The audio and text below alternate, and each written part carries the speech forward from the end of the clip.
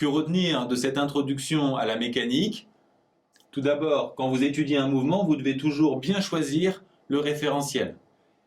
Si vous étudiez un mouvement sur Terre, vous prendrez un référentiel terrestre galiléen. Si le mouvement a lieu autour de la Terre, vous prendrez un référentiel géocentrique. Et s'il a lieu autour du Soleil, héliocentrique.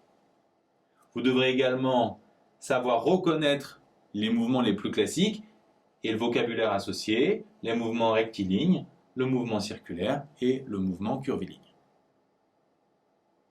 Vous devez savoir déterminer expérimentalement une vitesse et une accélération en un point.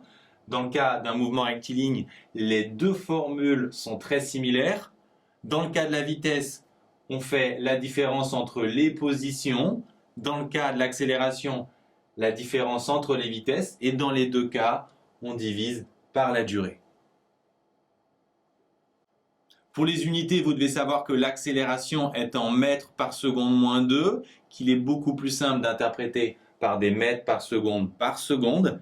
Et pour la vitesse, vous devez savoir passer de mètres par seconde à km/h en utilisant le coefficient 3,6.